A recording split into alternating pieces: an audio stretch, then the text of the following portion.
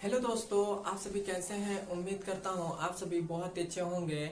आज के इस वीडियो में आप सभी के लिए हम लेकर आए हैं क्लास 10th मैथ के लिए एक वेरी वेरी इंपॉर्टेंट क्वेश्चन जो हमारे 2024 के बोर्ड एग्जाम के लिए बहुत ही ज्यादा इंपॉर्टेंट है, क्योंकि ये जो हमारा प्रश्न है वो आपके हर साल बोर्ड एग्जाम में पूछा जाता है। इसलिए हमने यह एक प्रश्न हम हर एक दिन हर रोज आपके लिए हम हमेशा एक एक प्रश्न छांट कर लाते हैं, वो भी वेरी वेरी इंपॉर्टेंट क्वेश्चन जो हर साल आपके बोर्ड एग्जाम में पूछा जाता है। तो ये भी हमने प्रश्न लेकर आए हैं आज के इस वीडियो में, और ये जो प्रश्न है आपका 6 नंबर का पूछेगा। तो आइए अब हम इस सवाल को शुरू करते हैं। तो यह सवाल हमसे कह रहा है एक कैप्सूल बेलन के आकार का है। एक कैप्सूल है वो बेलन के आकार का है जिसके दोनों सिरों पर दो अर्धगोला है, अर्धगोला लगा है।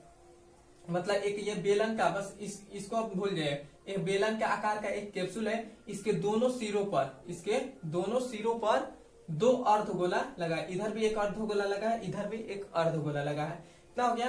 तो कैप्सूल की लंबाई, मतलब इस पूरे कैप्सूल की लंबाई जो यहां से यहां तक की है, यहां से यहां तक की 14 mm है, 14 mm है। और व्यास जो मतलब यहां से यहां तक की है, इसका व्यास कितना दे दिया गया है? 5 mm दे दिया गया है।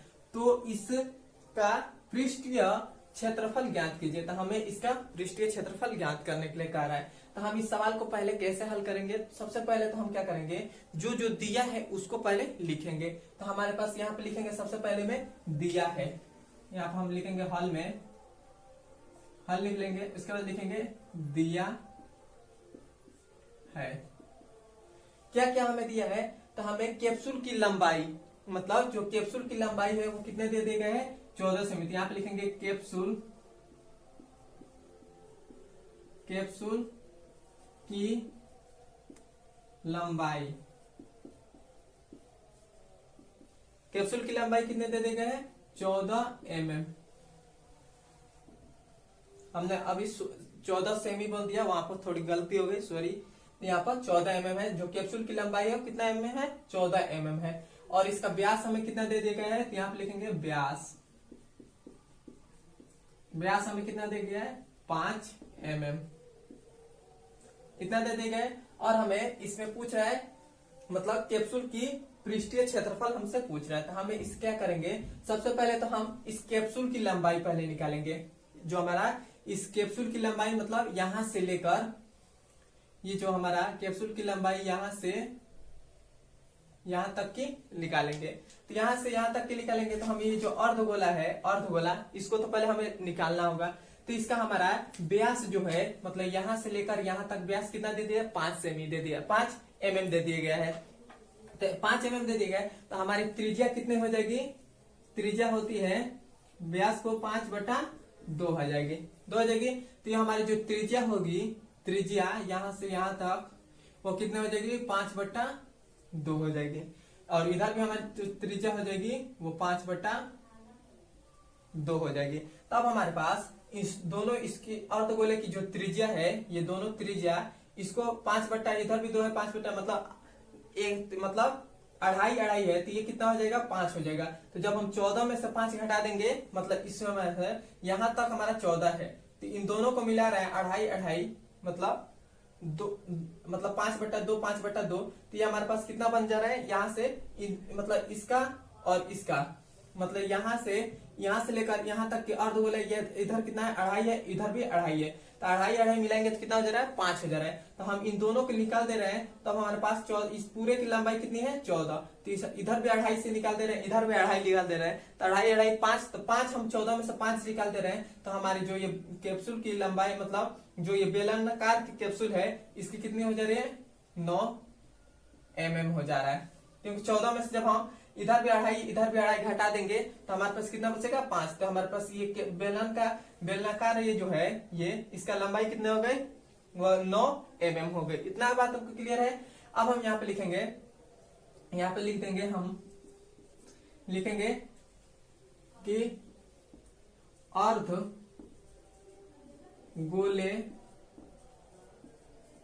गोले तथा तथा बेलन, ये बेलन ही है ना यहां से यहां तक, तो बेलन की त्रिज्या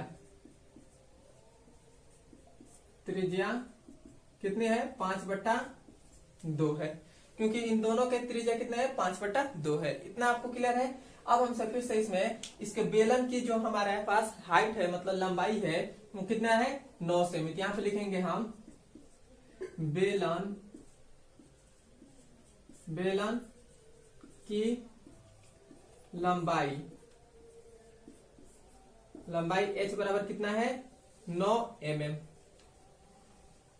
इतना हो गया है। तब हमसे उसका पृष्ठीय क्षेत्रफल मतलब इस पूरे कैप्सूल का पृष्ठीय क्षेत्रफल हमसे पूछ रहा है। तो हम क्या करेंगे, इस कैप्सूल का पृष्ठीय क्षेत्रफल ज्ञात करने से कैसे ज्ञात करेंगे, तो हमें इन दोनों मतलब इन दोनों का अर्धगोले का हमें पृष्ठीय क्षेत्रफल मालूम हो और ये जो हमारा बेलन है इसका भी पृष्ठीय क्षेत्रफल मालूम हो, तभी हम इस कैप्सूल का पूरे का पृष्ठीय क्षेत्रफल निकाल पाएंगे। तो हमें कैसे निकालेंगे, यदि हम इन दोनों का अर्धगोले का पृष्ठीय क्षेत्रफल और इस बेलन का पृष्ठीय क्षेत्रफल जोड़ दे तो हमारे पास इस पूरे कैप्सूल का पृष्ठीय क्षेत्रफल आ जाएगा। तो हम यहाँ पे लिखेंगे कैप्सूल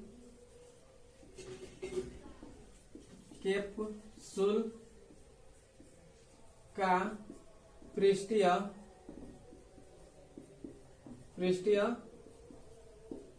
क्षेत्रफल कितना हो जाएगा, क्योंकि ये बेलन का पृष्ठीय क्षेत्रफल और इस दोनों का अर्धगोले का क्षेत्रफल। तो हम बेलन का पृष्ठीय क्षेत्रफल कैसे निकालेंगे, बेलन का संपूर्ण पृष्ठीय क्षेत्रफल लगाएंगे या बेलन का वक्र पृष्ठीय क्षेत्रफल लगाएंगे। तो यहाँ पे देखिए ये जो बेलन हमें दे रहा है, ये यहाँ पर बेलन हमें दे रहा है, यहाँ पर ऐसे हमें ये बेलन दिया गया है, ऐसे दे दिए गए। ये जो ऊपर का जो हिस्सा इस तरह होता है, इस तरह इधर भी इस तरह नीचे भी होता है, ये हमारे पास ये हिस्सा ऊपर का उड़ गया है, इधर नीचे का भी हट गया है, केवल हमारे पास ये ऐसे है।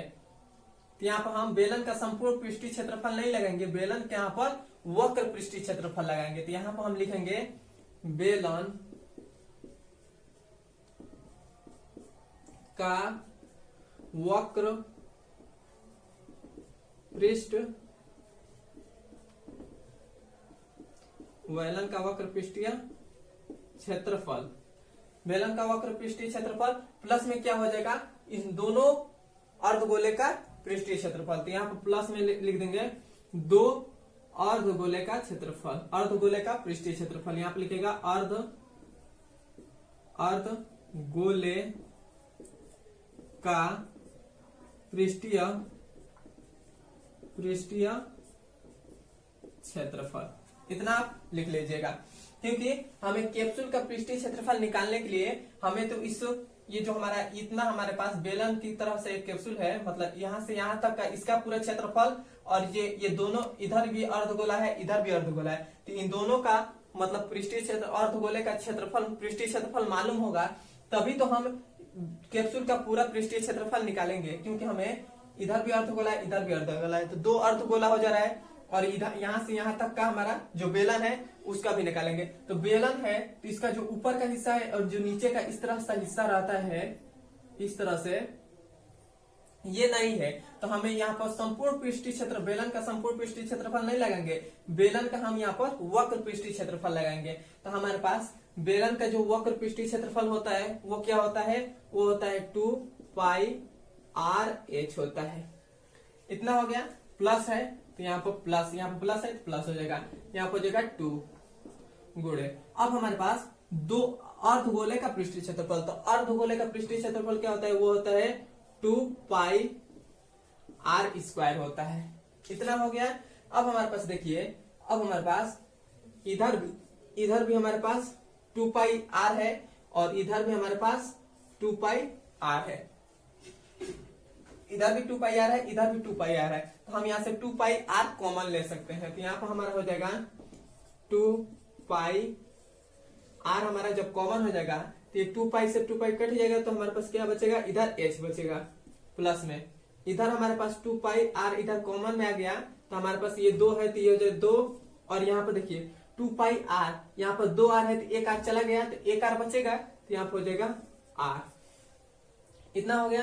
तो अब हम इसको हल करेंगे। तो ये हो जाएगा 2 गुणे पाई का मान कितना होता है, तो 22/7 गुणे आर का मान हमने क्या माना था, तो निकाला था, तो 5/2। तो ये हो जाएगा 5/2। फिर से h का मान हमारे पास कितना है, तो h का मान हमारे पास 9 है, तो ये हो गया 9 प्लस यहाँ पर 2 है तो 2 गुणे r का मान कितना है, तो 5/2, तो हो जाएगा 5/2। अब देखिए यहाँ पर 2 से 2 कट गया, कितना हो गया, और यहाँ पर भी 2 से 2 कट गया, कितना हो गया। तो यहाँ पर क्या बचा, अब यहाँ पर बचा, ये देखिए यहाँ पर 22/7 और गुणे में क्या बचा है 5 तो 5 हो गया।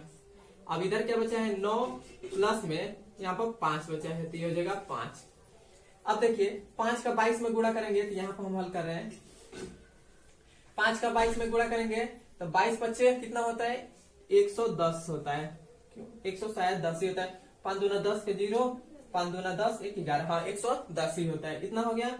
और बटा में 7 है, तो ये हो जाएगा 7, इतना हो गया। अब देखिए 9 और 5 कितना होता है 11 होता है, 9 और 5 कितना होता है 14, सॉरी हमें 11 बोलते हैं, 9 5 कितना होता है 14 होता है, तो ये हो जाएगा 14। अब देखिए 7 एक 7 और 7 दूना 14, इतना हो गया। अब हम फिर से 2 का 110 में गुणा करेंगे, तो ये कितना हो जाएगा 11 दूना 22, 0 है तो 0, तो हमारे पास कैप्सूल का जो वक्र पृष्ठीय क्षेत्रफल आया, कैप्सूल का वक्र पृष्ठीय क्षेत्रफल वो कितना आ गया 220 mm। इतना हमारे पास बेलन का वक्र पृष्ठीय क्षेत्रफल आ गया। यहाँ तक आपको सवाल समझ में आया है तो कमेंट में बताइए, हाँ, और नहीं आया है तो वो भी बताइए, क्योंकि मैं और अच्छे तरीके से कोशिश करूंगा आपको और अच्छे तरीके से समझाने के लिए। और हमारे चैनल पर नए हैं तो सब्सक्राइब भी कर दीजिएगा और कमेंट में बताइएगा यह सवाल समझ में आ रहा है कि नहीं आ रहा है, उससे हमें मोटिवेट हो मिलेगा और हमें वीडियो आगे और अच्छे तरीके से आपको बनाकर हम आपको प्रोवाइड करेंगे। अब हम मिलते हैं इसके अगले नंबर वीडियो में।